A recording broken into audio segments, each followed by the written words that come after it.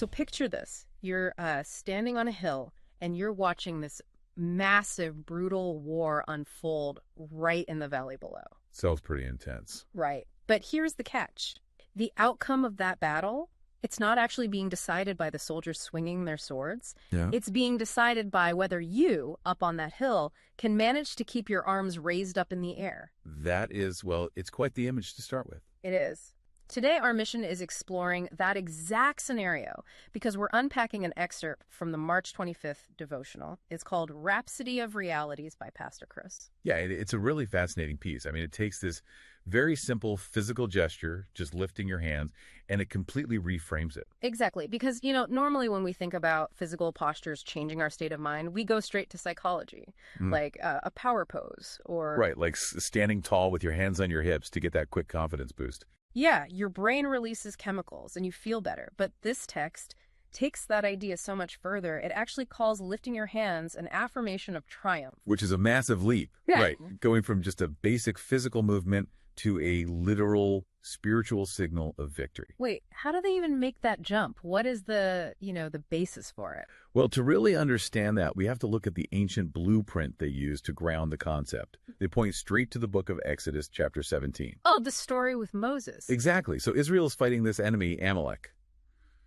And Moses is watching from a hill, just like in your opening scenario. Right. And his physical posture is literally dictating the outcome of the violence below. Like, when his hands are up, Israel prevails. So when he gets tired... Yeah. The second he grows weary and drops his arms, the enemy starts winning. Here's where I get a little stuck, though. If this wasn't some strict law that God handed down beforehand, how did Moses even know to do that? I mean, was it just trial and error on the battlefield? That is exactly the implication here. It was this real-time discovery of a spiritual mechanic in action. Oh, wow. Yeah. And Moses got so exhausted that his companions, Aaron and Hur, they actually had to improvise. They grabbed a stone for him to sit on and literally held his arms up in the air. Just to ensure the victory. Right, because they recognized that the physical posture itself was driving the external outcome. Okay, let's unpack this a bit more.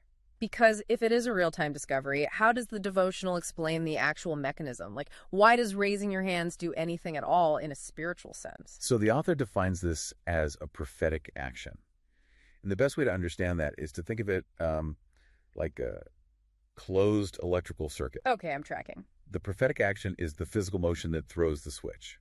It allows the spiritual current to flow into the physical world. So lifting your hands opens up your spirit. Exactly. It opens your spirit to divine inspiration and power.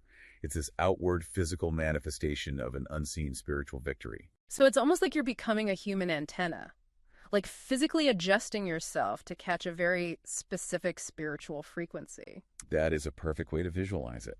And the devotional argues this isn't just some Old Testament anomaly either. Oh, they bring the New Testament into it too. Yeah, they bring it the Apostle Paul in 1 Timothy chapter 2.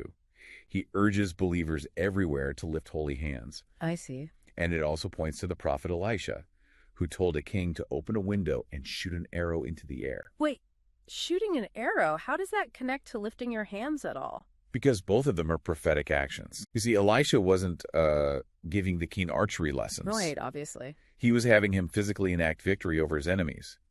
That physical arrow flying through the air was the tangible expression of a spiritual triumph. The action kind of anchors the reality. Precisely. Here's where it gets really interesting for you listening. It means you aren't just, reacting to how you feel.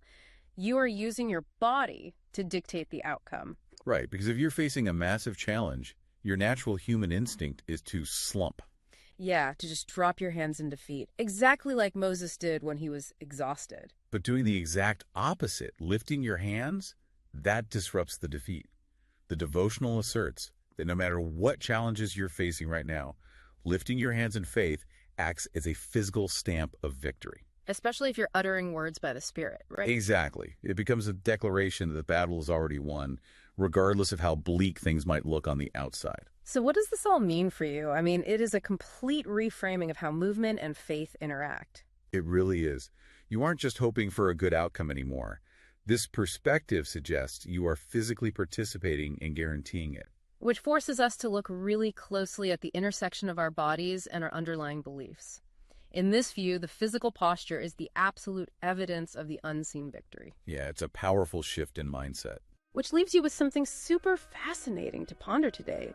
If this text suggests that specific physical gestures can profoundly alter outcomes on a spiritual level, well, how might your everyday physical postures be silently dictating your own mental and emotional victories without you even realizing it? We trust you were blessed by this episode. To gain unlimited access to Rhapsody of Realities by Pastor Chris, please download the Rhapsody app using the link myapp.rhapsodyofrealities.org. God bless you.